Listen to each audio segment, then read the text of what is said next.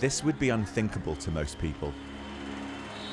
These workers are unclogging the drains of India's rambling sewer network, unblocking pipes filled with human excrement with their bare hands. It's called manual scavenging, and it's illegal.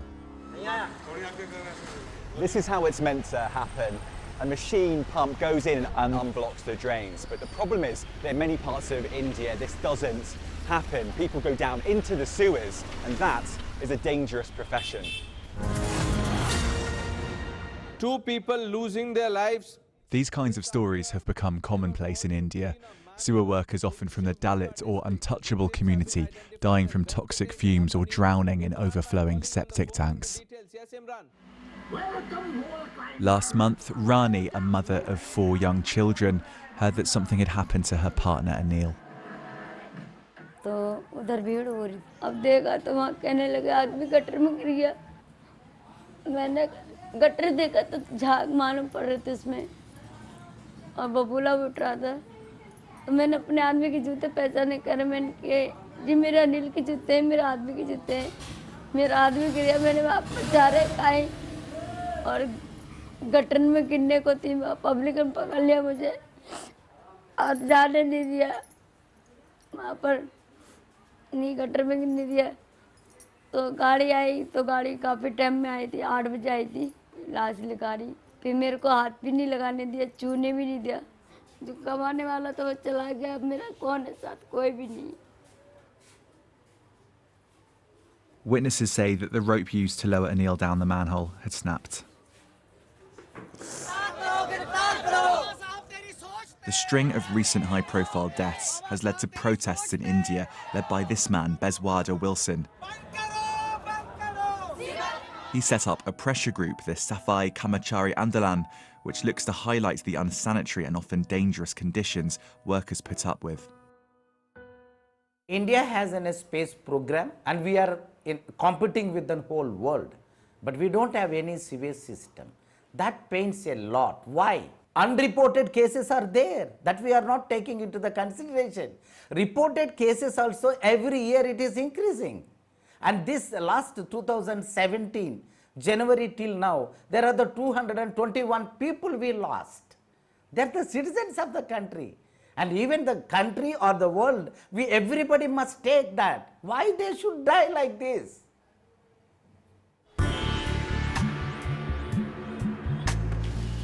That's a good question, so we thought we'd try and answer it. When it comes to manual scavenging, let's first look at the money. From our investigations, this is typically what happens. Let's say the drain of an organisation is blocked. The organisation responsible for it will call a private contractor to unblock it for a fee. The private contractor will then call on a subcontractor. Once again, the private contractor takes a cut. This is where it all gets a bit informal. The subcontractor will know people on the ground and whether they're free to work. By the time the money gets to the workers, they get about 400 rupees for a day's work. That's about £4. Rani blames the subcontractors for her partner's death, so we tracked one down. Abdul is the guy you call if you want to find people who'll go into the sewers. What he does is illegal, so we've protected his identity. तो ये 7 feet के minimum 7 feet इसका deep है, तो अगर आदमी इसको अच्छे से निकालेगा तो लेबर लोग तो 7-8 फीट हो जाएगा और खड़े खड़े चला जाएगा। तो You crawl through here? Ji. And then where do they come out? Over here? Culvert. Over there somewhere? Ji. It's dangerous? Dangerous. When we spoke to one of the victim's partners, she specifically blamed contractors like you for the death of her partner. What do you say to that? अभी ये जो काम है तो labour लोग से तो करवाना है किसी भी हाल में, तो अगर उन लोगों को कुछ भी होता ऊपर नीचे तो जिम्मेदारी तो हमारी ही होगी।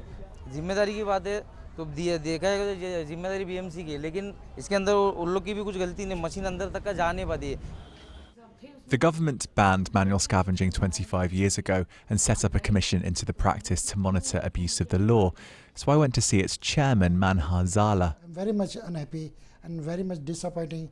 I pray to God, God, please stop this for But them. you don't have to pray to God because you're the man in charge, so you can do something about it. I'm also working his matter.